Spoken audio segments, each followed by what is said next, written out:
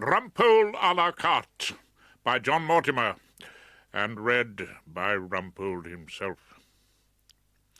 I suppose, when I have time to think about it, which is not often during the long day's trudge round the Old Bailey, and more down-market venues, such as the Uxbridge Magistrates' Court, I suppose the law represents some attempt, however fumbling, to impose order on a chaotic universe.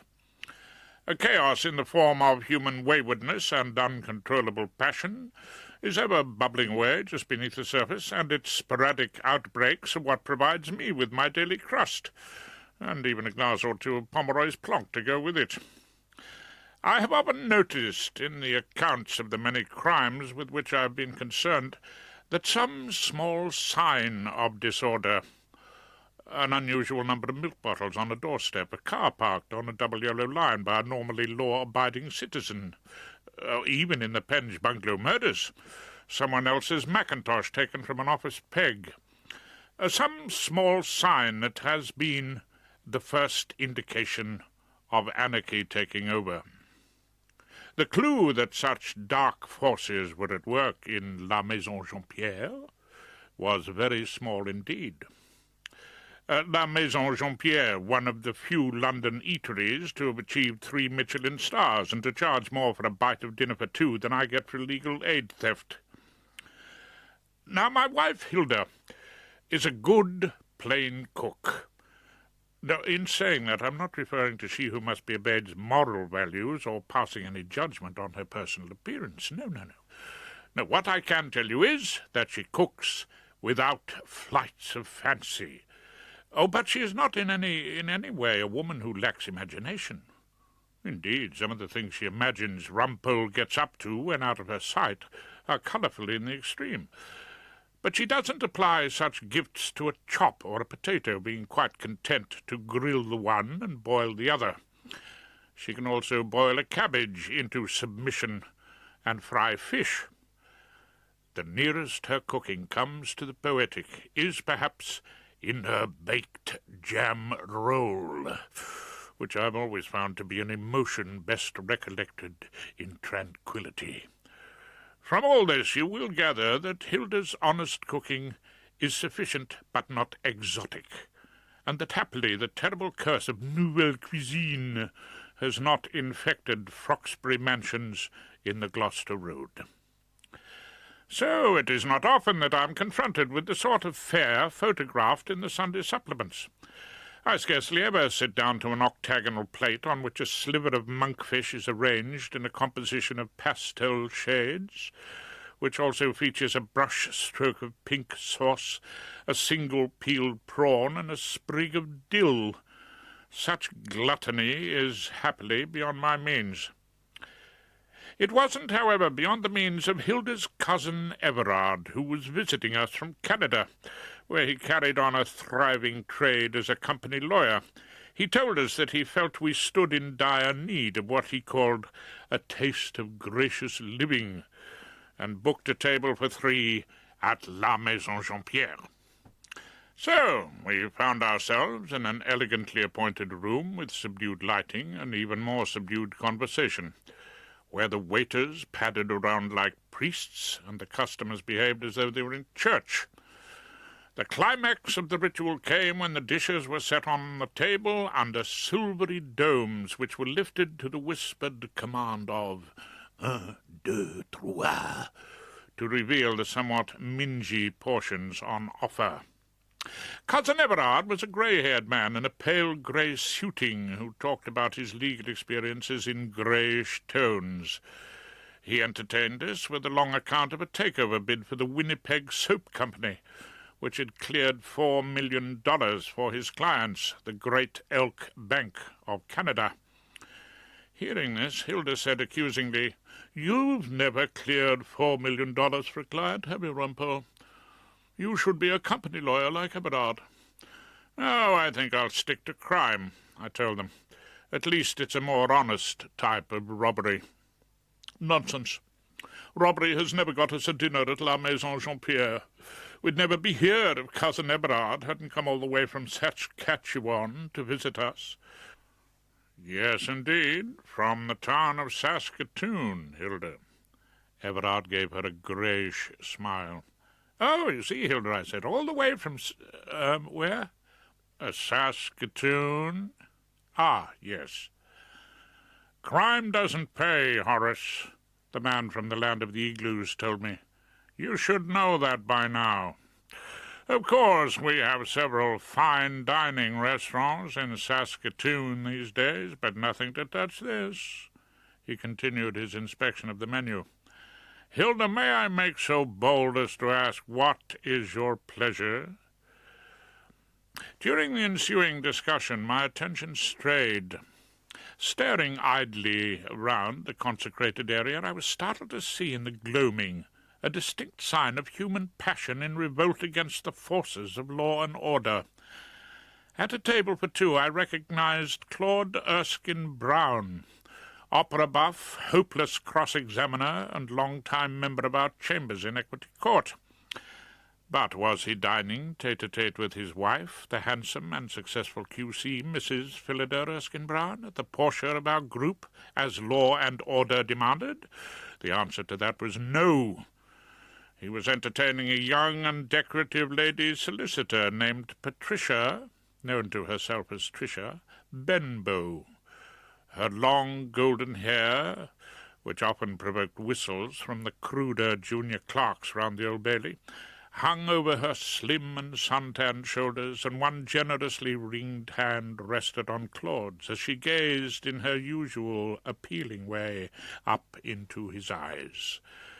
She couldn't gaze into them for long, as Claude, no doubt becoming uneasily aware of the unexpected presence of a couple of Rumpoles in the room, hid his face behind a hefty wine list.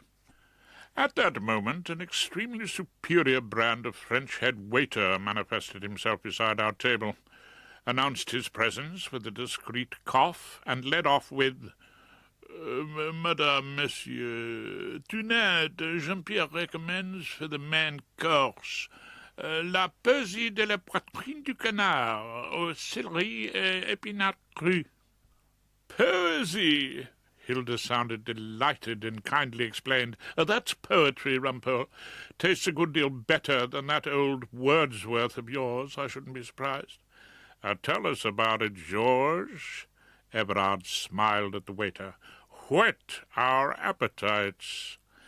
This is just a few wafer thin slices of breast of duck, marinated in a drop or two of armagnac, delicately grilled and served with a celery remoulade and some leaves of spinach lightly steamed. And mash? I interrupted the man to ask. Excusez-moi. The fellow seemed unable to believe his ears. Mashed spuds come with it, do they? Shh, Rumpole. Hilda was displeased with me, but turned all her charms on Georges. I will have the poesy. It sounds delicious. A culinary experience, Hilda. Yes, poesy for me too, please. Everard fell into line. I would like a posy of steak and kidney pudding, not pie, with mashed potatoes and a big scoop of boiled cabbage. English mustard, if you have it. It seemed a reasonable enough request. Rumpole, Hilda's whisper was menacing. Behave yourself. This pudding, Georges was puzzled, is not on our menu. Your pleasure is our delight. It says that on the menu. Couldn't you ask Cookie if she would pleasure me? Along those lines. Cookie? I do not know who monsieur means by a cookie. Our maître de cuisine is Jean-Pierre O'Higgins himself. He is in the kitchen now. Oh, how very convenient. Have a word in his shell-like, why don't you? For a tense moment it seemed as though the looming priestly figure of Georges was about to excommunicate me, drive me out of the temple, or at least curse me by bell, book, and candle. However, after muttering, si vous le voulez, excusez-moi, He went off in search of higher authority. Hilda apologized for my behaviour and told Cousin Everard that she supposed I thought I was being funny. I assured her that there was absolutely nothing particularly funny about a steak and kidney pudding. Then I was aware of a huge presence at my elbow. A tall, fat, red-faced man in a chef's costume was standing with his hands on his hips and asking, "Is there someone here wants to lodge a complaint?" Jean-Pierre O'Higgins, I was later to discover, was the product of an Irish father and a French mother. He spoke in the tones of those Irishmen who come up in a menacing manner and stand far too close to you in pubs. He was well known, I had already heard it rumoured, for dominating both his kitchen and his customers. His phenomenal rudeness to his guests seemed to be regarded as one of the attractions of his establishment. The gourmets of London didn't feel that their dinners had been entirely satisfactory, unless they were served up by way of a savoury with a couple of insults from Jean-Pierre O'Higgins. Well, yes, I said, there is someone. Oh, yes?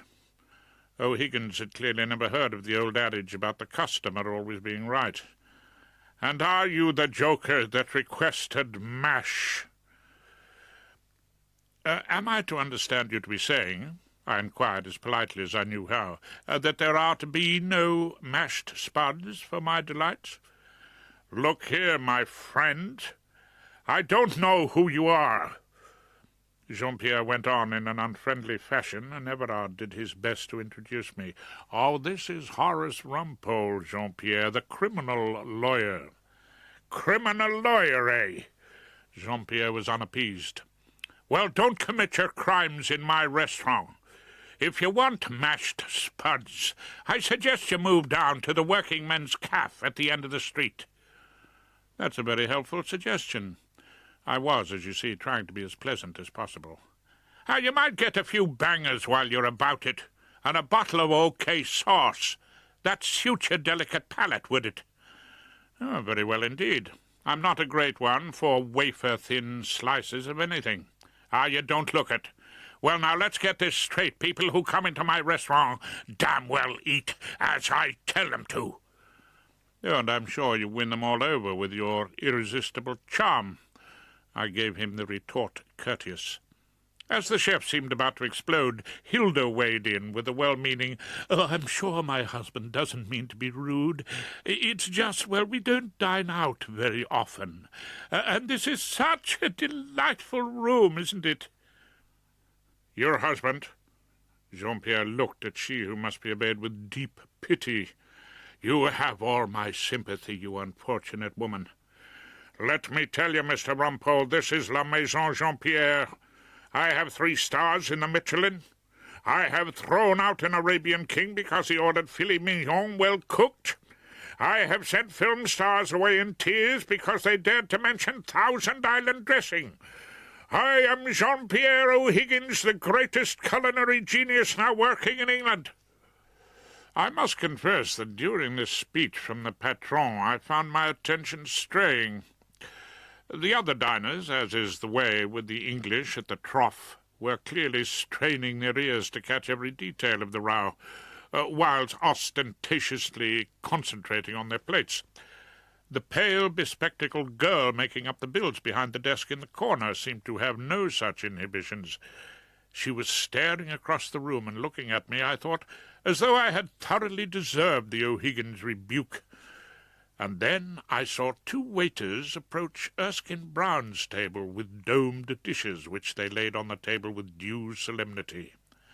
And let me tell you, Jean-Pierre's oration continued, I started my career with salads at La Grande Bouffe in Lyon under the great Ducasse.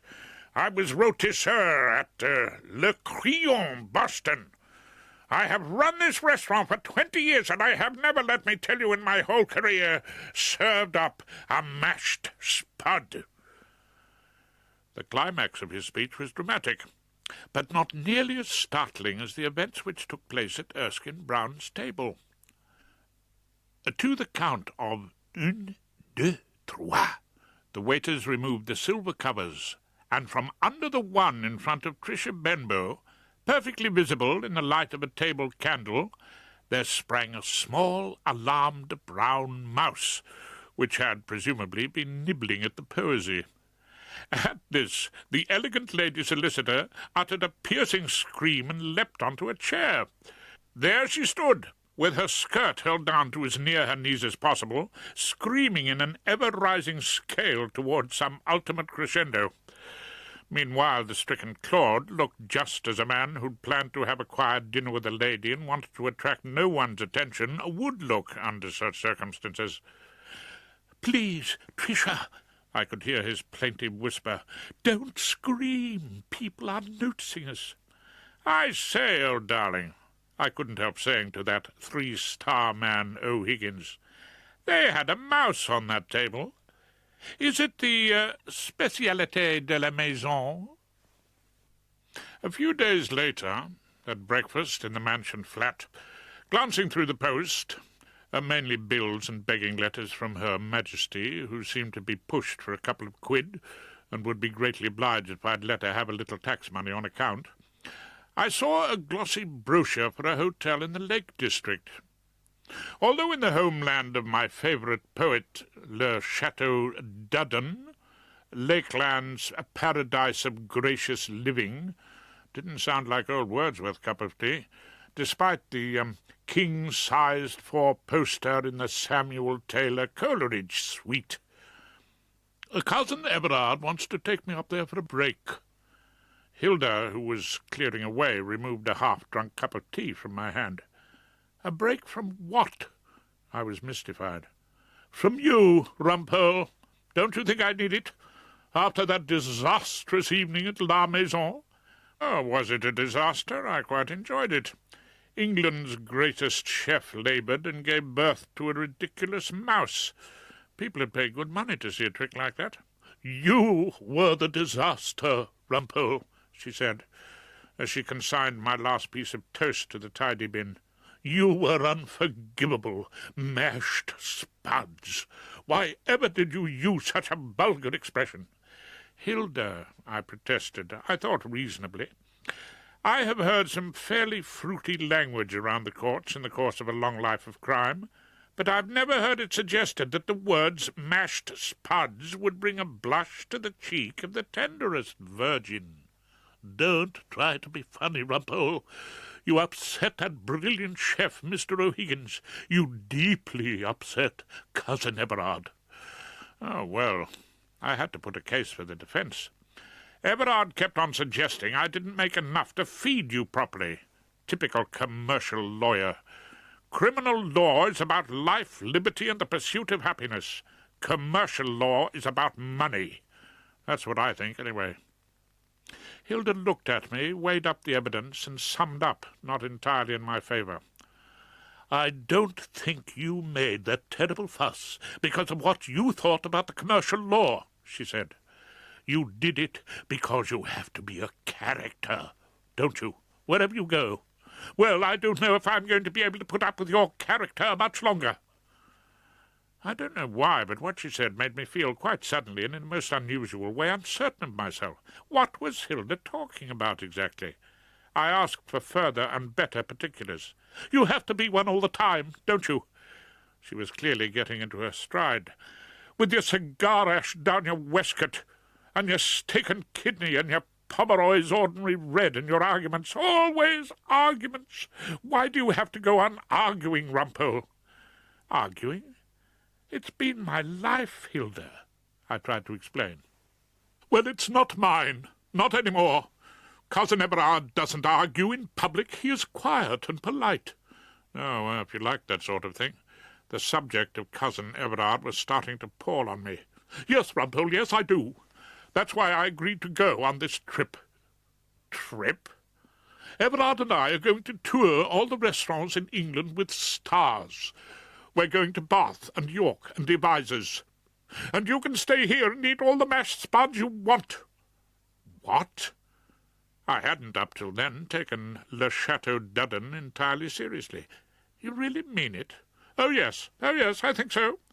The living is hardly gracious here, is it?" On the way to my place of work, I spent an uncomfortable quarter of an hour thinking over what she who must be in bed had said about me having to be a character. It seemed an unfair charge. I drink Chateau Thames Embankment because it's all I can afford. It keeps me regular and blots out certain painful memories, such as a bad day in court in front of Judge Graves, an old darling who undoubtedly passes iced water every time he goes to the gents. I enjoy the fragrance of a small cigar. I relish an argument. This is the way of life I have chosen. I don't have to do any of these things in order to be a character. Do I? I was jerked out of this unaccustomed introspection on my arrival in the clerk's room at Chambers. Henry, our clerk, was striking bargains with solicitors over the telephone, whilst Diane sat in front of her typewriter, her head bowed over a lengthy and elaborate manicure. Uncle Tom, our oldest inhabitant, who hadn't had a brief in court since anyone can remember, was working hard at improving his putting skills with an old mashy niblick and a clutch of golf balls, the whole being represented by the wastepaper basket laid on its side. Almost as soon as I got into this familiar environment, I was comforted by the sight of a man who seemed to be in far deeper trouble than I was. Claude Erskine Brown came up to me in a manner that I can only describe as furtive. "Rumpole," he said. "As you may know, Philly is away in Cardiff doing a long fraud." "Your wife," I congratulated the man, "goes from strength to strength." "No, what I mean is, Rumpole," Claude's voice sank below the level of Henry's telephone calls, "you may have noticed me the other night in La Maison Jean-Pierre."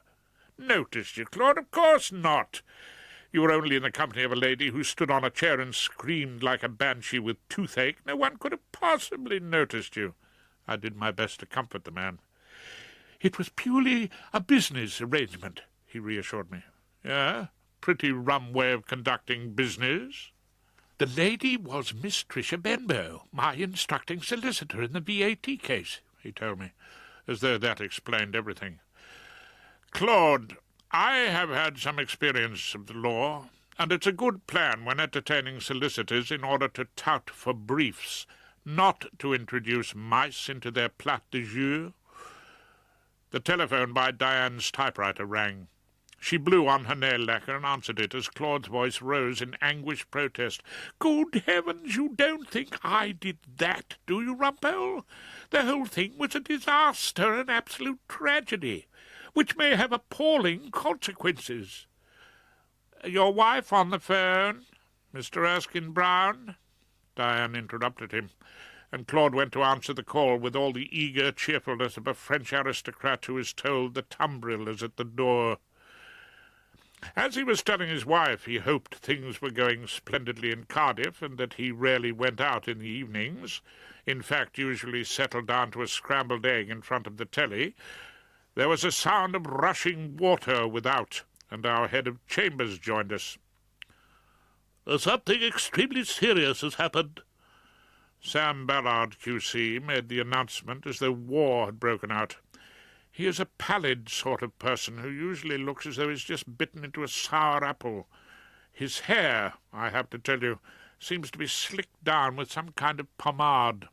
"Oh, someone nicked a nail-brush in the Chambers loo," I suggested helpfully. "How did you guess?" He turned on me amazed, as though I had the gift of second sight. "Well, it corresponds to your idea of something serious, and I notice such things," I said. "Odd that you should know immediately what I was talking about, Rumpole." By now Ballard's amazement had turned to deep suspicion. "Not guilty, my lord," I assured him. "Didn't you have a meeting of your God-bothering society here last week?" "The Lawyers as Christians Committee. We met here. What of it?" "Cleanliness is next to godliness. Isn't that their motto? The devout are notable nail-brush nickers." As I said this, I watched Erskine Brown lay the telephone to rest and leave the room with an air of a man who had merely postponed the evil hour. Ballard was still on the subject of serious crime in the facilities. "It's of vital importance in any place of work, Henry," he batted on, "that the highest standards of hygiene are maintained.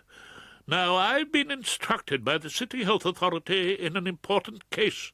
It would be extremely embarrassing to me personally if my chambers were found wanting in the matter of a nail-brush."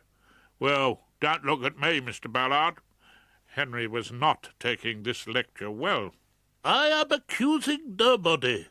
Ballard sounded unconvincing. "But look to it, Henry, please, look to it."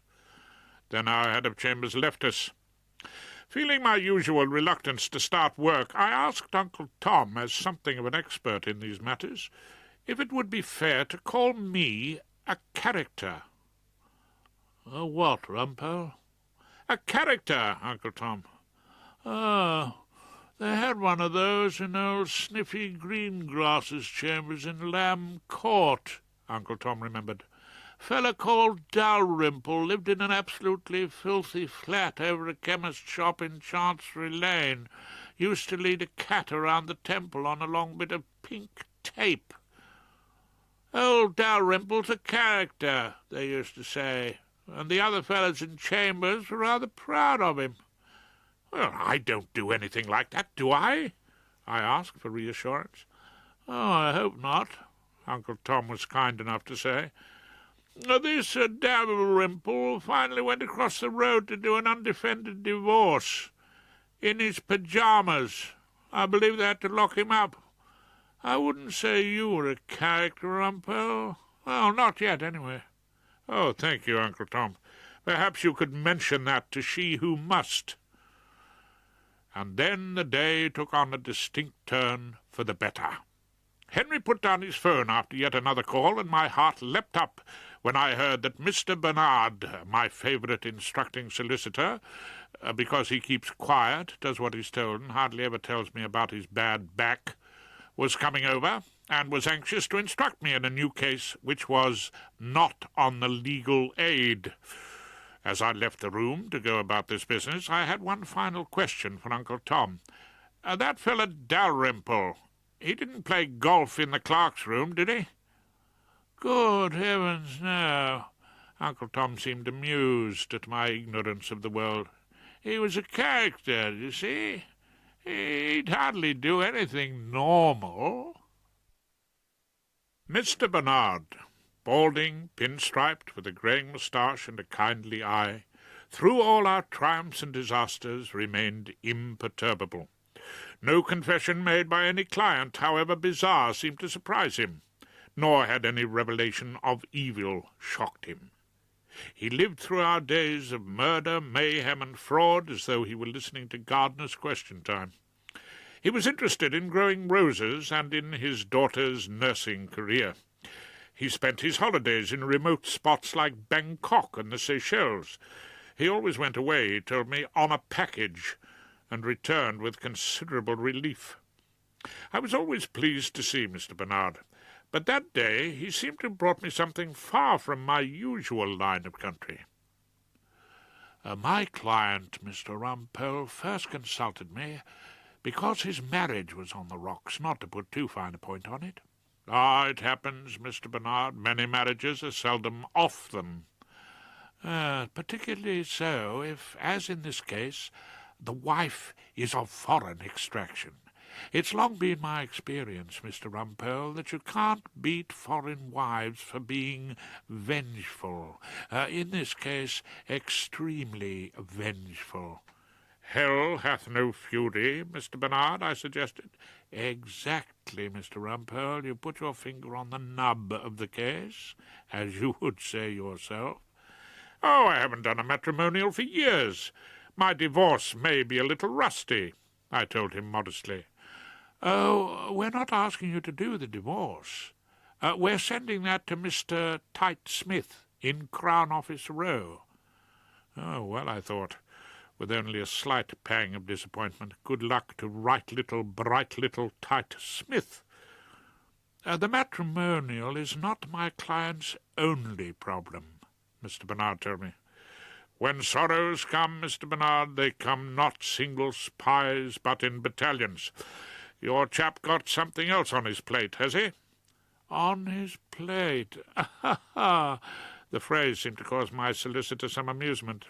"That's very apt, that is, and apter than you know, Mr. Rumpole." "Well, don't keep me in suspense. Who is this mysterious client?" "I wasn't to divulge the name, Mr. Rumpole, in case you should refuse to act for him. He thought you might have taken against him, so he's coming to appeal to you in person. I asked Henry if he'd show him up as soon as he arrived." And dead on cue, Diane knocked on my door, threw it open, and announced, "Mr. O'Higgins." The large man, dressed now in a deafening checked tweed jacket and a green turtleneck sweater, looking less like a chef than an Irish horse coper, advanced on me with a broad grin and his hand extended in a greeting, which was in strong contrast to our last encounter. "I rely on you to save me, Mr. Rumpole," he boomed. "You're the man to do it, sir, the great criminal defender." "Oh, I thought I was the criminal in your restaurant," I reminded him. "I have to tell you, Mr. Rumpole, your courage took my breath away. Do you know what he did, Mr. Bernard? Do you know what this little fellow here had the pluck to do? He only ordered mashed spuds in La Maison Jean-Pierre, a risk no one else has taken in all the time I've been maître de cuisine." Well, it didn't seem to be particularly heroic, I told Bernard, but O'Higgins would have none of that. "I tell you, Mr. Bernard," he moved very close to my solicitor and towered over him, "a man who could do that to Jean-Pierre couldn't be intimidated by all the judges in the Queen's Bench. What do you say then, Mr. Horace Rumpole? Will you take me on?" I didn't answer him immediately, but sat at my desk, lit a small cigar, and looked at him critically. "I don't know yet," I said. "Is it my personality that put you off?" My prospective client folded himself into my armchair with one leg draped over an arm.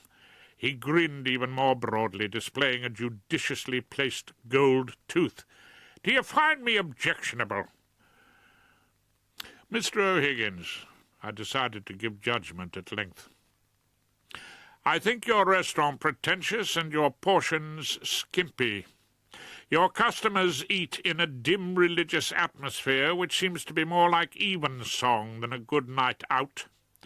You appear to be a self-opinionated and self-satisfied bully. I have known many murderers who could teach you a lesson in courtesy. However, Mr. Bernard tells me that you are prepared to pay my fee, and in accordance with the great traditions of the bar, I am on hire to even the most unattractive customer." There was a silence, and I wondered if the inflammable restaurateur was about to rise and hit me. But he turned to Bernard with even greater enthusiasm. "Just listen to that! Now, how's that for eloquence? We picked the right one here, Mr. Bernard." "Well, now, I gather you're in some sort of trouble. Apart from your marriage, that is." I unscrewed my pen and prepared to take a note. "Ah, this has nothing to do with my marriage." But then he frowned unhappily. "Anyway, I don't think it has. You haven't done away with this vengeful wife of yours? Was I to be presented with a murder?" "Ah, I should have long ago," Jean-Pierre admitted. "But no, Simone is still alive and suing. Isn't that right, Mr. Bernard?" "It is, Mr. O'Higgins," Bernard assured him gloomily.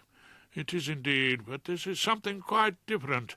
My client, Mr. Rumpole, is being charged under the Food and Hygiene Regulations 1970 for offences relating to dirty and dangerous practices at La Maison. I have received a telephone call from the Environmental Health Officer." It was then, I'm afraid, that I started to laugh. I named the guilty party. "The Mouse!" "Got it in one." Jean-Pierre didn't seem inclined to join in the joke. "Ah, the wee, sleekit, cowering, timorous beastie," I quoted at him. has caused a panic in thy breasty. Ha ha! How delightful. We'll elect for trial before a jury. If we can't get you off, Mr. O'Higgins, at least we'll give them a little harmless entertainment. Of course, it wasn't really funny.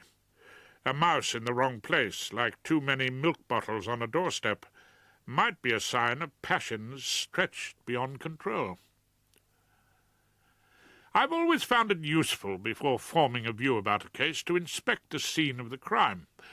Accordingly, I visited La Maison Jean-Pierre one evening to study the ritual serving of dinner. Mr. Bernard and I stood in a corner of the kitchen at La Maison Jean-Pierre with our client.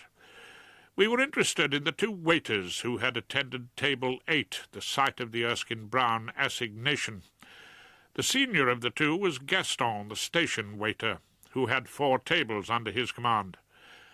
Gaston Leblanc, Jean-Pierre told us, as he identified the small, fat, cheerful middle-aged man who trotted between the tables. Been with me forever. Works all the hours God gave to keep a sick wife and their kid at university. Does all sorts of other jobs in the daytime. The head waiter, Georges Pitou, takes the orders, of course, and leaves a copy of the note on the table. We saw Georges move, in a stately fashion, into the kitchen and hand the order for table 8 to a young cook in a white hat who stuck it up on the kitchen wall with a magnet. This was Ian, the sous chef. Jean-Pierre had discovered him in a Scottish hotel and wanted to encourage his talent. That night the bustle in the kitchen was muted, and as I looked through the circular window into the dining room, I saw that most of the white-clothed tables were standing empty, like small icebergs in a desolate polar region. When the prosecution had been announced, there had been a headline in the Evening Standard which read, "Guess who's coming to dinner? Mouse served in top London restaurant," and since then attendance at La Maison had dropped off sharply. The runner between Gaston's station and the kitchen was the commis waiter, Alphonse Pascal, a painfully thin, dark-eyed young man with a falling lock of hair who looked like the hero of some 19th-century French novel, interesting and doomed. As a matter of fact, Jean-Pierre told us, Alphonse is full of ambition. He's starting at the bottom and wants to work his way up to running a hotel. He's been with me for about a year. We watched as Ian put the 2 orders for table 8 on the serving table. In due course, Alphonse came into the kitchen and called out, "Number 8. "Ready, frog-face," Ian told him politely, and Alphonse came back with, "Merci, idiot." "Are they friends?" I asked my client. Not really. They're both much too fond of Mary." "Mary?" "Mary's Carte, the English girl who makes up the bills in the restaurant." I looked again through the circular window and saw the unmemorable girl, her head bent over her calculator. She seemed an unlikely subject for such rivalry. I saw Alphonse pass her with a tray, carrying 2 domed dishes, and although he looked in her direction, she didn't glance up from her work. Alphonse then took the dishes to the serving table at Gaston's station. Gaston looked under one dome to check its contents, and then the plates were put on the table. Gaston mouthed an inaudible "un, deux, trois." The domes were lifted before the diners, and not a mouse stirred. "On the night in question," Bernard reminded me, "Gaston says in his statement that he looked under the dome on the gentleman's plate." "And saw no side order of mouse," I remembered. "Exactly. So he gave the other to Alphonse, who took it to the lady." "And then hysterics. And then the reputation of England's greatest maître de cuisine crumbled to dust." Jean-Pierre spoke as though announcing a national disaster. "Nonsense."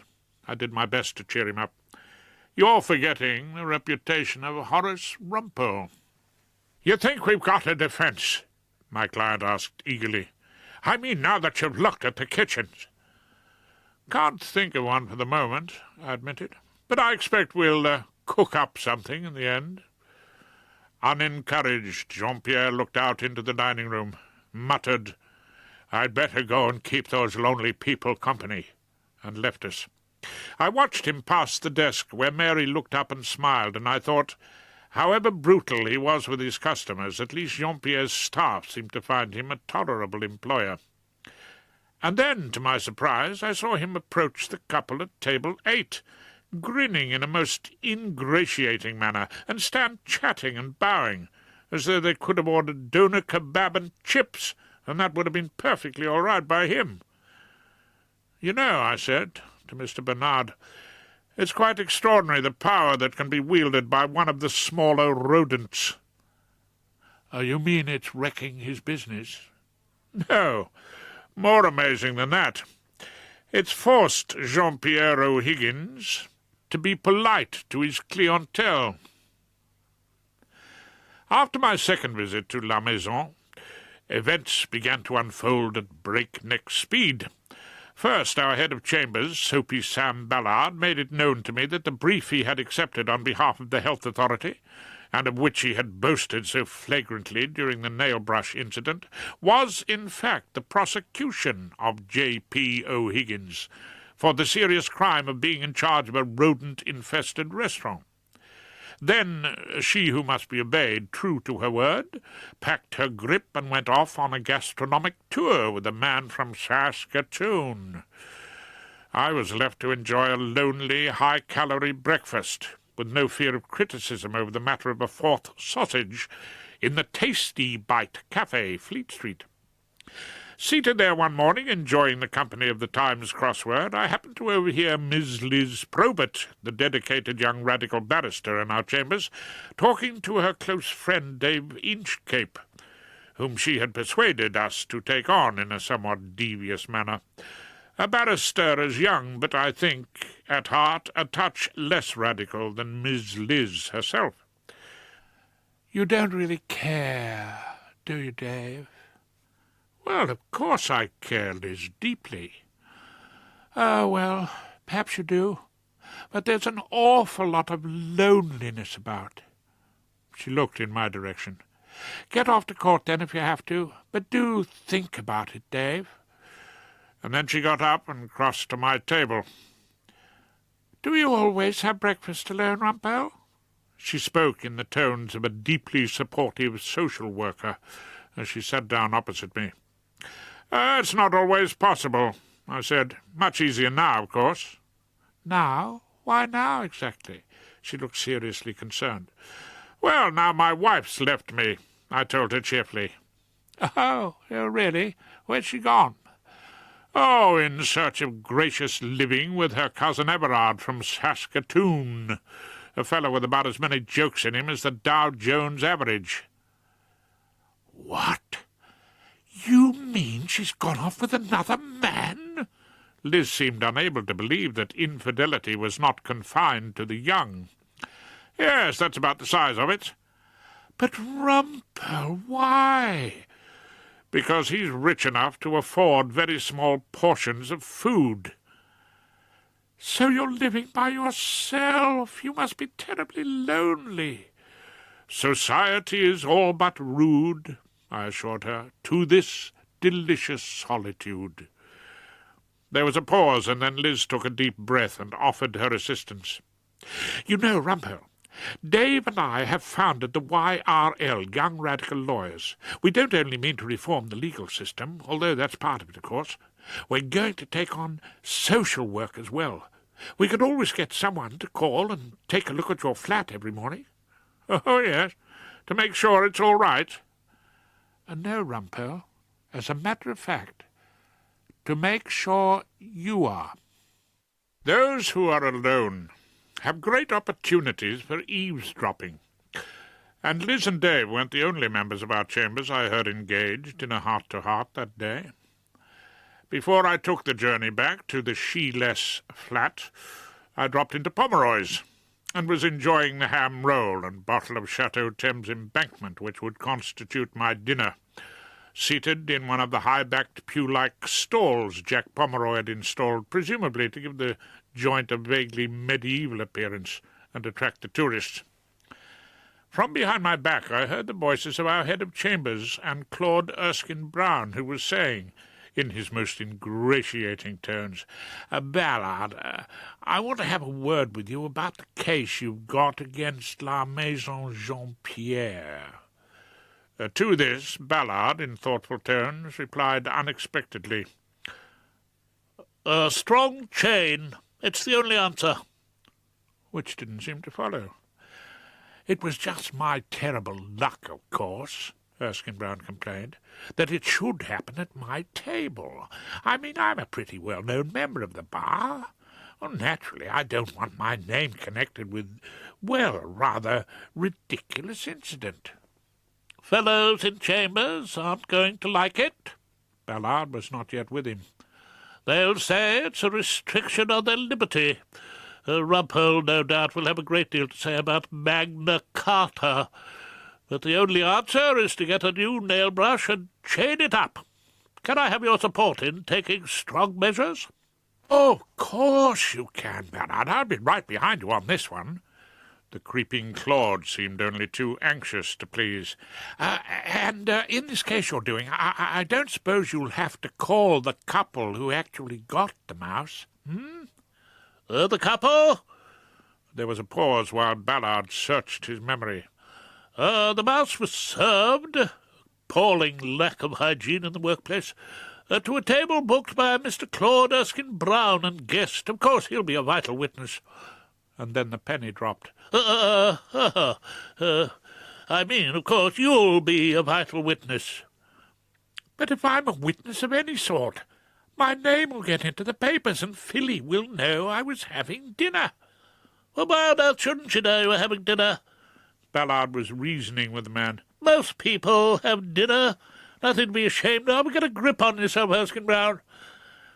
"Ballard, Sam," Claude was trying to appeal to friendship. "You're a married man. You should understand." "Of course I'm married. Marguerite and I have dinner on a regular basis." "But I wasn't having dinner with Philly," Claude explained the matter carefully. "I was having dinner with an instructing solicitor." "That was your guest?" "Yes." "A solicitor?" "Of course." Ballard seemed to have thought the matter over carefully, but he was still puzzled when he replied, remembering his instructions. He apparently leapt onto a chair, held down his skirt, and screamed 3 times. Ballard, the solicitor, was Tricia Benbow. You don't imagine I'd spend 100 and something quid on feeding the face of Mr. Bernard, do you?" There was another longish pause, during which I imagined Claude in considerable suspense, and then our head of chambers spoke again.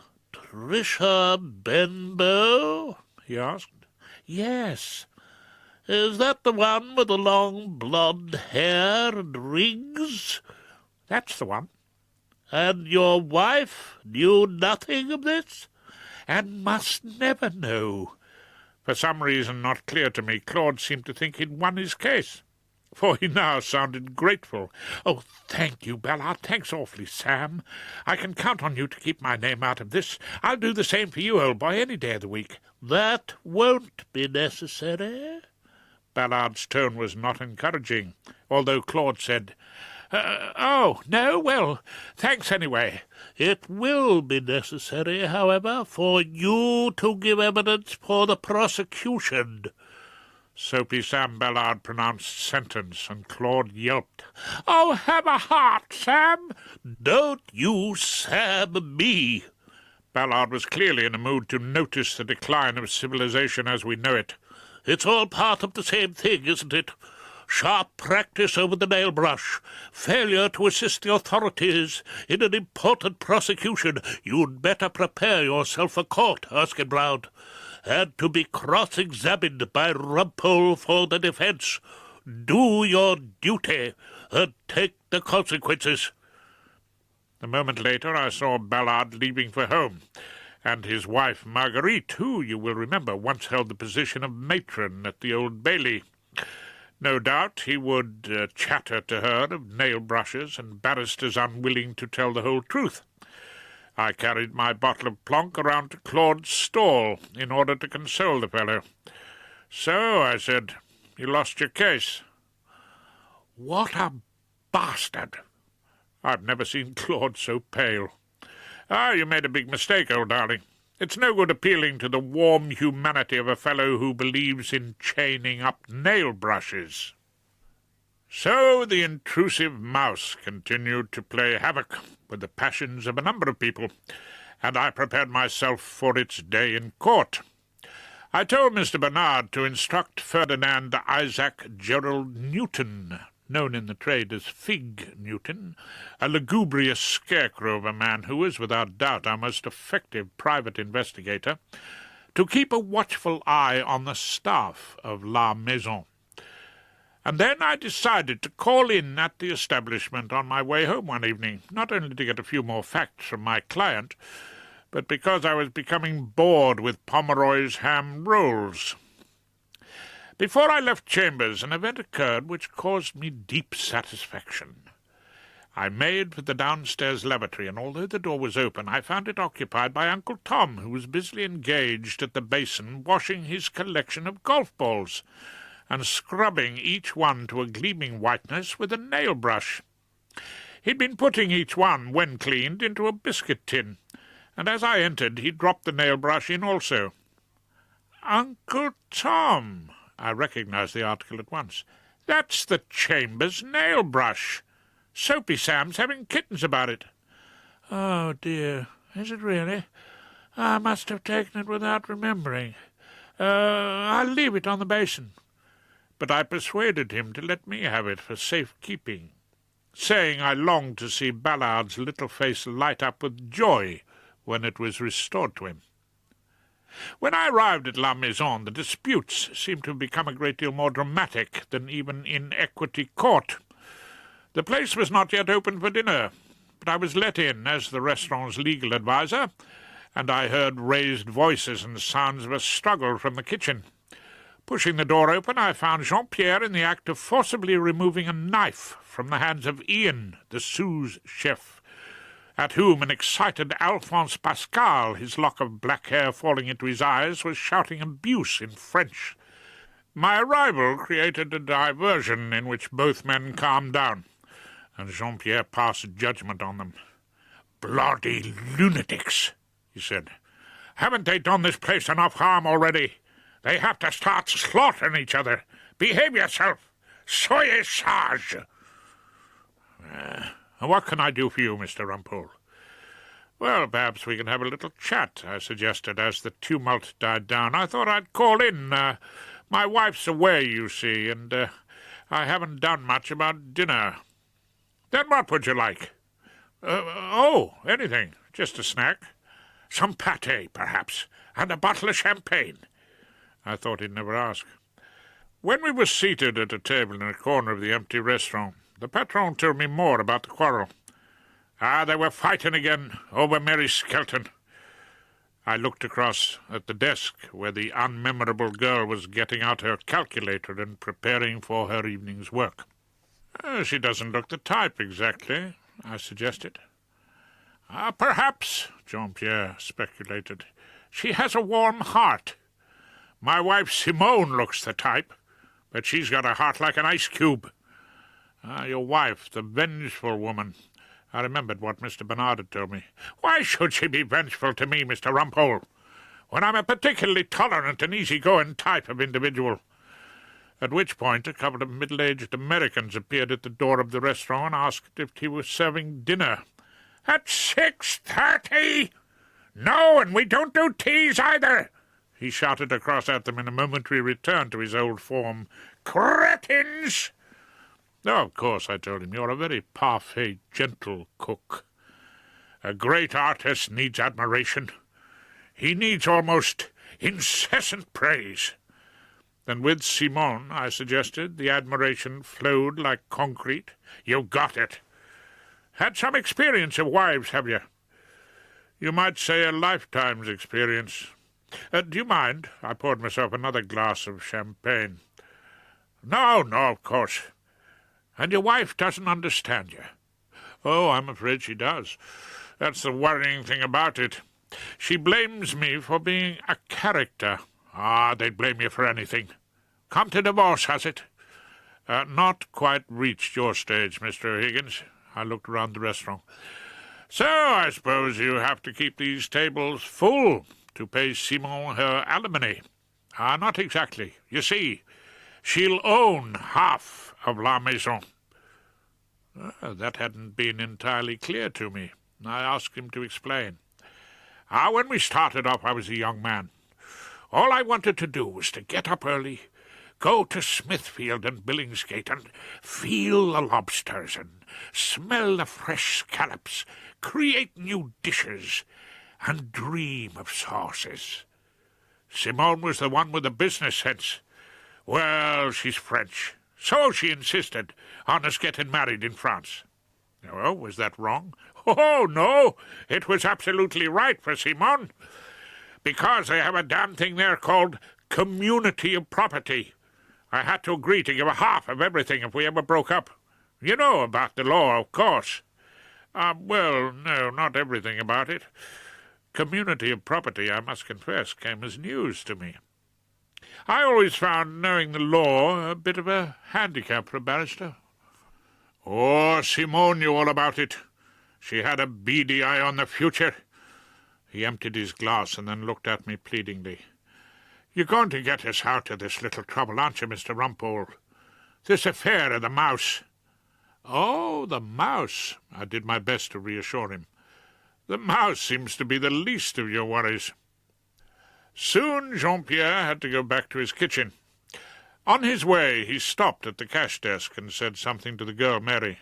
She looked up at him with, I thought, unqualified adoration. He patted her arm and went back to his sources, reassuring her, I suppose, about the quarrel that had been going on in her honour. I did justice to the rest of the champagne and pâté de foie, and started off for home. Several evenings later, I was lying on my couch in the living room of the mansion flat, a small cigar between my fingers and a glass of Chateau Fleet Street on the floor beside me. I was in vacant or in pensive mood as I heard a ring at the front doorbell.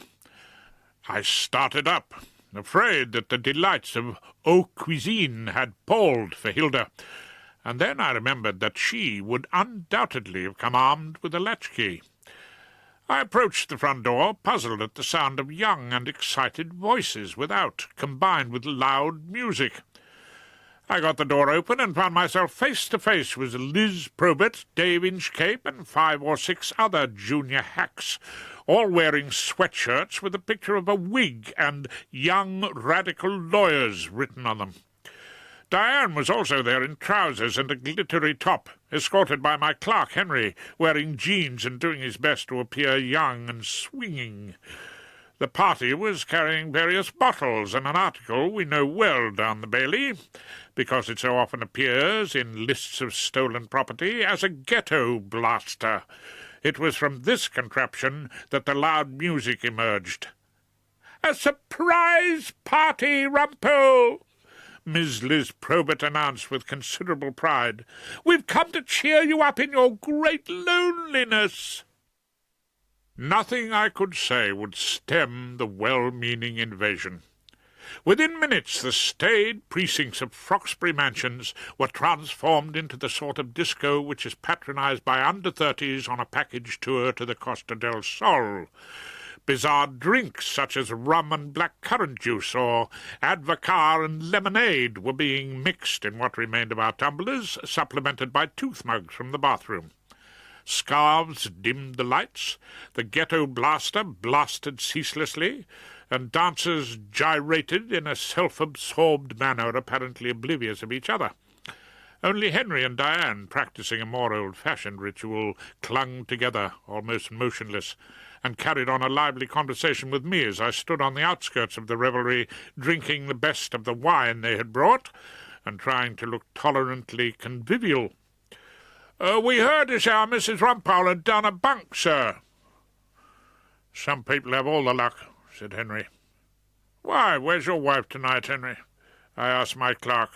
The cross he has to bear is that his spouse has pursued an ambitious career in local government, so that whereas she is now the mayor of Bexley Heath, he is officially her mayoress. My wife's at a dinner of South London mayors in the Mansion House, Mr. Rumpole. No consorts allowed, thank God, he told me. Which is why we're both on the loose tonight. Makes you feel young again, doesn't it, Mr. Rumpole? Diane asked as she danced minimally. Well, no, not particularly young, as a matter of fact. The music yawned between me and my guests as an unbridgeable generation gap. And then one of the more intense of the young lady radicals approached me, as a senior member of the bar, to ask what the hell the Lord Chief Justice knew about being pregnant and on probation at the time your boyfriend's arrested for dope. Oh, very little, I should imagine, I had to tell her. And then, as the telephone was bleating pathetically beneath the din, I excused myself and moved to answer it. As I went, a YRL sweatshirt whirled past me. Liz, dancing energetically, had pulled it off, and was gyrating in what appeared to be an ancient string vest and a pair of jeans. "Rumpole?" The voice of she who must be obeyed called to me, no doubt from the banks of Duddon. "What on earth's going on there?" "Oh, Hilda, is it you?" "Of course it's me." Having a good time, are you? Did Cousin Everard enjoy his sliver of whatever it was?" "Rumpole, what's that incredible noise?" Noise? Is there a noise? Oh, yes, I think I do hear music. Here I improvised, as I thought, brilliantly. It's a play, that's what it is, yes. It's a play on television. It's all about young people hopping about in a curious fashion. "Don't talk rubbish." Hilda, as you may guess, sounded far from convinced. "You know you never watch plays on television." "Well, not usually, I grant you," I admitted. "But what else have I got to do when my wife has left me?" Much later, it seemed a lifetime later, when the party was over, I settled down to read the latest addition to my brief in the O'Higgins case. It was a report from Fig Newton, who had been keeping observation on the workers at La Maison. One afternoon he followed Gaston Leblanc, who had left his home in Ruislip with a large suitcase, with which he travelled to a smart address at Egerton Crescent in Knightsbridge. This house, which had a bunch of brilliantly coloured balloons tied to its front door, Fig kept under surveillance for some time.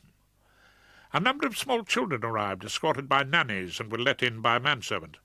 Later, when all the children had been received, Fig, wrapped in his Burberry, with his collar turned up against the rain, was able to move, so as to get a clear view into the sitting-room. What he saw interested me greatly. The children were seated on the floor, watching breathlessly as Gaston Leblanc, station waiter and part-time conjurer, dressed in a black robe ornamented with stars, entertained them by slowly extricating a live and kicking rabbit from a top hat. For the trial of Jean-Pierre O'Higgins we drew the short straw, in the shape of an Old Bailey judge aptly named Gerald Graves. Judge Graves and I never exactly hit it off. He's a pale, long-faced, unsmiling fellow who probably lives on a diet of organic bran and carrot juice. He heard Ballard open the proceedings against La Maison with a pained expression, and looked at me over his half-glasses as though I were a saucepan that hadn't been washed up properly. He was the last person in the world to laugh a case out of court, and I would have to manage that trick without him. Soapy Sam Ballard began by describing the minor blemishes in the restaurant's kitchen. "In this highly expensive, allegedly 3-star establishment, the environmental health officer discovered cracked tiles, open waste bins, and gravy stains on the ceiling." "The ceiling, Mr. Ballard?" the judge repeated in sepulchral tones. "Alas, yes, my lord, the ceiling." "Obviously not a short-order cook," I suggested, and was rewarded by a freezing look from the bench. "And there was a complete absence of nail brushes in the kitchen hand basins," Ballard touched on a subject dear to his heart. "But wait, members of the jury, until you get to the main course," I suggested in another ill-received whisper, and Ballard surged on, "to the very heart of this most serious case. On the night of May the 18th, a common house mouse was served up at a customer's dinner table." "We are no doubt dealing here, Mr. Ballard," the judge intoned solemnly, "with a defunct mouse." "Again, alas, no, my lord. The mouse in question was alive." "And kicking," I muttered. Staring vaguely around the court, my eye lit on the public gallery, where I saw Mary Skelton, the quiet restaurant clerk, watching the proceedings attentively. "Members of the jury," Ballard had reached his peroration, "need one ask if a kitchen is in breach of the food and hygiene regulations if it serves up a living mouse? As proprietor of the restaurant, Mr. O'Higgins is, says the prosecution, absolutely responsible. Whomsoever in his employ seeks to blame, members of the jury, he must take the consequences. I will now call my first witness." "Who's that pompous imbecile?" Jean-Pierre O'Higgins was adding his 2 pennyworth, but I told him he wasn't in his restaurant now and to leave the insults to me. I was watching a fearful and embarrassed Claude Erskine-Brown climb into the witness box and take the oath as though it were the last rites. When asked to give his full name, he appealed to the judge. "My lord, may I write them down? There may be some publicity about this case." He looked nervously at the assembled reporters. "Aren't you a member of the bar?" Judge Graves squinted at the witness over his half-glasses. "Well, yes, my lord," Claude admitted reluctantly. "That's nothing to be ashamed of. In most cases," at which the judge aimed a look of distaste in my direction, and then turned back to the witness, "I think you'd better tell the jury who you are in the usual way." "Claude," the unfortunate fellow tried a husky whisper, only to get a testy, "Oh, do speak up," from his lordship, whereupon, turning up the volume a couple of notches, the witness answered, "Claude Leonard Erskine-Brown." I hadn't known about the Leonard. "On May the 18th, were you dining at La Maison Jean-Pierre?" Ballard began his examination. "Well, yes, I did just drop in." "For dinner?" Yes," Claude had to admit.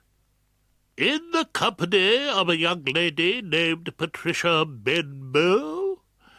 Well, that is, Mr. Erskine-Brown." Judge Graves had no sympathy with his sudden speech impediment. "It seems a fairly simple question to answer, even for a member of the bar." I was in Miss Benbow's company, my lord," Claude answered in despair. "And when the main course was served, were the plates covered?" "Yes, they were." "And when the covers were lifted, what happened?" Into the expectant silence Erskine-Brown said in a still, small voice, "A mouse ran out." "Oh, do speak up!" Graves was running out of patience with the witness, who almost shouted back, "A mouse ran out, my lord." At this point Ballard said, "Thank you, Mr. Erskine-Brown," and sat down, no doubt confident that the case was in the bag, or perhaps the trap. Then I rose to cross-examine.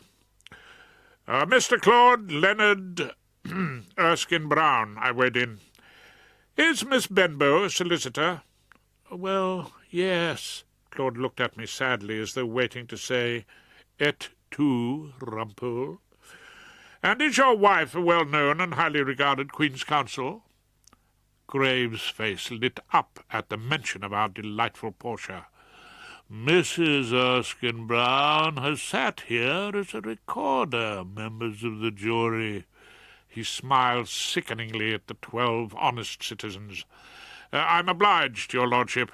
I bowed slightly and turned back to the witness. "And is Miss Benbow instructed in an important forthcoming case, that is, the Balham minicab murder, in which she is intending to brief Mrs. Erskine Brown, Q.C.?" Is she?" Never quick off the mark, Claude didn't yet realize that help was at hand. "And were you taking her out to dinner so you might discuss the defence in that case, your wife having unfortunately been detained in Cardiff?" I hope that made my good intentions clear, even to a barrister. Was I?" Erskine Brown was still not with me. "Well, weren't you?" I was losing patience with the fellow. "Oh, yes." At last the penny dropped. "Of course I was. I do remember now, naturally. And I did it all to help Philly, to help my wife. Is that what you mean?" He ended up looking at me anxiously. "Exactly."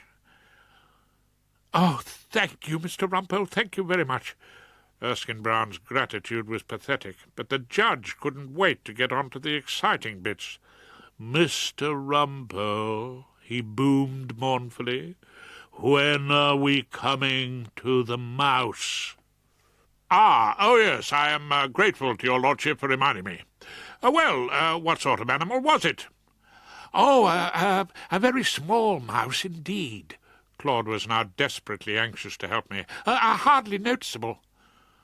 "A very small mouse and hardly noticeable," Graves repeated as he wrote it down, and then raised his eyebrows, as though when it came to mice smallness was no excuse. "And the first you saw of it was when it emerged from under a silver dish-cover. You couldn't swear it got there in the kitchen?" No, I couldn't." Erskine Brown was still eager to cooperate. "Or if it was inserted in the dining-room by someone with access to the serving-table?" No, Mr. Rumpole, you're perfectly right. Of course it might have been." The witness's cooperation was almost embarrassing, so the judge chipped in with, "I take it you're not suggesting that this creature appeared from a dish of duck breasts by some sort of miracle, are you, Mr. Rumpole?" Not a miracle, my lord. Perhaps a trick." "Isn't Mr. Ballard perfectly right?" Graves, as was his wont, had joined the prosecution team. "For the purposes of this offence, it doesn't matter how it got there. A properly run restaurant should not serve up a mouse for dinner. The thing speaks for itself." "Oh, a talking mouse, my lord. What an interesting conception." I got a loud laugh from my client, and even the jury joined in with a few friendly titters. I also got, of course, a stern rebuke from the bench. "Mr. Rumpole," his lordship's seriousness was particularly deadly, "this is not a place of entertainment. You would do well to remember that this is a most serious case from your client's point of view, and I am sure the jury would wish to give it the most weighty consideration. We will continue with it after luncheon. Shall we say 2:05, members of the jury?" Mr. Bernard and I went down to the pub, and after a light snack of shepherd's pie, washed down with a pint or two of Guinness, we hurried back into the Palais de Justice, and there I found what I had hoped for. Mary Skelton was sitting quietly outside the court, waiting for the proceedings to resume. I lit a small cigar and took a seat with my instructing solicitor not far away from the girl. I raised my voice a little and said, "You know what's always struck me about this case, Mr. Bernard? There's no evidence of droppings or any sign whatever of mice in the kitchen. So someone put the mouse under the cover deliberately. Someone who wanted to ruin La Maison's business." Mrs. O'Higgins?" Bernard suggested. "Oh, certainly not. She'd want the place to be as prosperous as possible, because she owned half of it. The guilty party is someone who wanted Simone to get nothing but half a failed eatery with a ruined reputation. So what did this someone do?" You tell me, Mr. Rumpole." Mr. Bernard was an excellent straight man. "Oh, broke a lot of little rules, took away the nail brushes and the lids of the tidy bins. But a sensation was needed, something that had hit the headlines. Luckily, this someone knew a waiter who had a talent for sleight of hand, and a spare-time job amusing children by producing livestock out of hats." "Gaston Leblanc?" Bernard was with me. "Exactly. He got the animal under the lid and gave it to Alphonse to present to the unfortunate Miss Tricia Benbow. Consequence? Ruin for the restaurant and a rotten investment for the vengeful Simone. No doubt someone paid Gaston well to do it." I was silent then. I didn't look at the waiting girl, but I was sure that she was looking at me. And then Bernard said, Who are we talking about, Mr. Rumpole?" "Well, now, who had the best possible reason for hating Simone, and wanted her to get away with as little as possible?" "Who?" "Well, who but our client?" I told him. "The great maître de cuisine, Jean-Pierre O'Higgins himself." "No!" I had never heard Mary Skelton speaking before. Her voice was clear and determined, with a slight North Country accent. "Excuse me." I turned to look at her as she stood up and came over to us. "No, it's not true. Jean-Pierre knew nothing about it. Was my idea entirely. Why did she deserve to get anything out of us?" I stood up, looked at my watch, and put on the wig that had been resting on the seat beside me. "Well, back to court. Mr. Bernard, take a statement from the lady, why don't you?" "We'll call her as a witness." Whilst these events were going on down the Bailey, another kind of drama was being enacted in Froxbury Mansions. She who must be obeyed had returned from her trip with cousin Everard, put on the kettle, and surveyed the general disorder left by my surprise party with deep disapproval. In the sitting-room she fanned away the bar-room smell, drew the curtains, opened the windows, and clicked her tongue at the sight of half-empty glasses and lipstick-stained fag ends. Then she noticed something white nestling under the sofa, pulled it out, and saw that it was a young radical lawyer's sweatshirt, redolent of Miss Liz Probert's understated yet feminine perfume. Later in the day, when I was still on my hind legs performing before Mr. Justice Graves and the jury, Liz Probert called at the mansion flat to collect the missing garment. Hilda had met Liz at occasional chambers parties, but when she opened the door she was, I am sure, stony-faced, and remained so as she led Miss Probert into the sitting-room, and restored to her the sweatshirt which the young radical lawyer admitted she had taken off and left the night before. I have done my best to reconstruct the following dialogue from the accounts given to me by the principal performers. I can't vouch for its total accuracy, but this is the gist, the meat, you understand. It began when Liz explained that she had taken the sweatshirt off because she was dancing and it was quite hot. "You were dancing with Rumpole?" Hilda was outraged. "I knew he was up to something. As soon as my back was turned, I heard all that going on when I telephoned, rocking and rolling all over the place. At his age—" "Mrs. Rumpole, Hilda!" Liz began to protest, but only provoked a brisk, "Oh, please, don't you Hilda me? Young radical lawyers. I suppose that means you're free and easy with other people's husbands." At which point I regret to report that Liz Probert could scarcely contain her laughter, and asked, You don't think I fancy Rumpole, do you?" "I don't know why not." Hilda had her moments of loyalty. "Rumpole is a character. Some people like that sort of thing." "Oh, Hilda, look, please, listen." And Liz began to explain. Dave Inchcape and I and a whole lot of us came to give Rumpole a party to cheer him up because he was lonely. He was missing you so terribly." "He was what?" She who must could scarcely believe her ears, Liz told me. "Missing you," the young radical repeated. "I saw him at breakfast. He looked so sad. 'She's left me,' he said, 'and gone off with her cousin Everard.'" "Rumpole said that?" Hilda no longer sounded displeased. "And he seemed absolutely broken-hearted. He saw nothing ahead, I'm sure, but a lonely old age stretching out in front of him. Anyone could tell how much he cared about you. Dave noticed it as well. Oh, please, can I have my shirt back now?" Of course. Hilda was now treating the girl as though she were the prodigal grandchild or some such thing. "But wouldn't you like it washed and ironed before you take it home, Liz?" Back in the Ludgate Circus verdict factory, Mary Skelton gave evidence along the lines I have already indicated, and the time came for me to make my final speech. As I reached the last stretch, I felt I was making some progress. No one in the jury box was asleep or suffering from terminal bronchitis, and a few of them looked distinctly sympathetic. The same couldn't be said, however, of the scorpion on the bench. "Ladies and gentlemen of the jury," I gave it to them straight, "Miss Mary Skelton, the cashier, was in love. She was in love with her boss, that larger-than-life cook and character, Jean-Pierre O'Higgins. People do many strange things for love. They commit suicide, they leave home, or sometimes just pine away.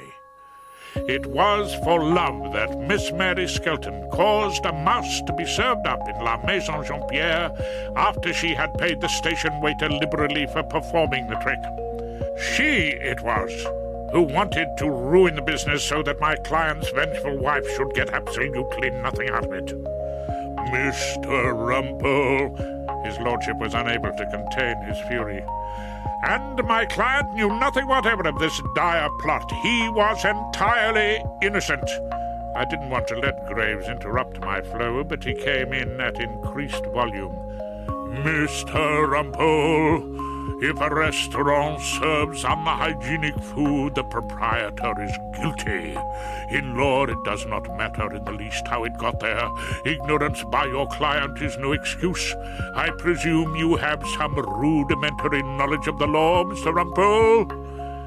I wasn't going to tangle with Graves on legal matters. Instead, I confined my remarks to the more reasonable jury, ignoring the judge. "You are not concerned with the law, members of the jury," I told them. "You are concerned with justice." "That is a quite outrageous thing to say.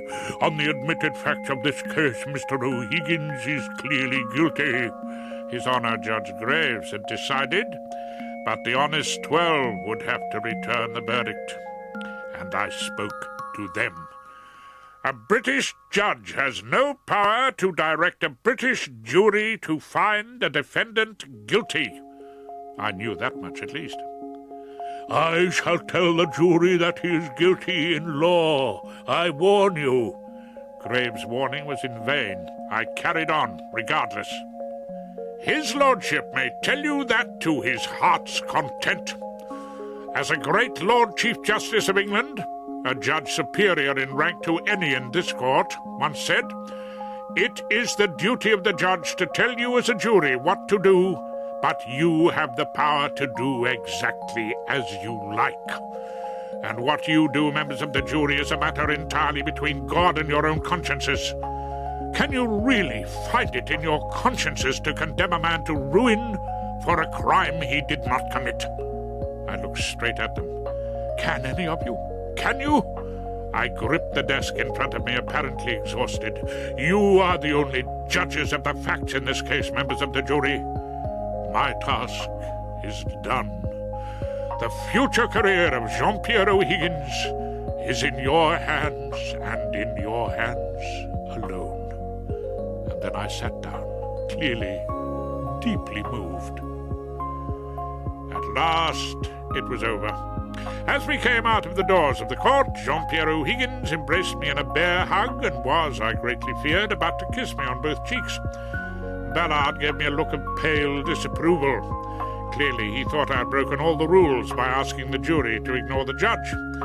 Then a cheerful and rejuvenated Claude came bouncing up, bleating, "Oh, Rumpole, you were brilliant!" "Oh, yes," I told him. "I've still got a win or two in me yet." "Brilliant to get me off! All that nonsense about a brief for Philly." "Not nonsense, Leonard. I mean Claude. I telephoned the fair Tricia, and she is sending your wife the Ballamini cab murder. Are you suggesting that Rumpole would deceive the court?" Ah, he was interested to know. Am I getting a brief too?" "Oh, she said nothing of that." All the same, Rumpole." He concealed his disappointment. "Thank you very much for getting me out of a scrape." "Oh, say no more. My life is devoted to helping the criminal classes." As I left him and went upstairs to slip out of the fancy dress, I had one more task to perform. I walked past my locker and went into the silks dressing room, where a very old QC was seated in the shadows, snoozing over the Daily Telegraph. I had seen Ballard downstairs discussing the hopelessness of an appeal with his solicitor, and it was the work of a minute to find his locker, feel in his jacket pocket, and haul a large purse out of it. Making sure that the sleeping Silk hadn't spotted me, I opened the purse, slipped in the nail brush I had rescued from Uncle Tom's tin of golf balls, restored it to the pocket, and made my escape undetected. I was ambling back up Fleet Street when I heard the brisk step of Ballard behind me. He drew up alongside and returned to his favourite topic. "There's nothing for it, Rumpole," he said. "I shall chain the next one up." We had reached the newspaper stand at the entrance to the temple, and I loitered there. "Oh, lend us 20 pence for the Evening Standard, Ballard, will you? There might be another restaurant in trouble." "Are you never provided with money?" "Here." And he put his hand in his pocket and pulled out his purse. Opening it, he was amazed to find his small change nestling under an ancient nail brush. "How on earth did that get in there?" "Oh, evidence gets in everywhere, old darling," I told him. "Just like mice." As I unlocked the front door, I was greeted with the familiar cry. "Is that you, Rumpole?" "No," I shouted, "it's not me. I'll be along later. Don't bother cooking, Hilda. We're going out for a celebratory dinner. I know somewhere where we can get it on the house. The silver domes were put in front of us. Alphonse called out, "Un, deux, trois," and they were lifted to reveal what I had had no difficulty in ordering that night. Steak and kidney pud. Mashed spuds were brought on the side. I looked toward the cashier's desk where Jean-Pierre had his arm around the girl I had found so unmemorable. I raised a glass of the champagne he had brought us and drank to their very good health, and then took my first forkful of pud. "Oh, Hilda," I murmured, "not a patch on yours." "Oh, Rumpole," she said, "you are a character."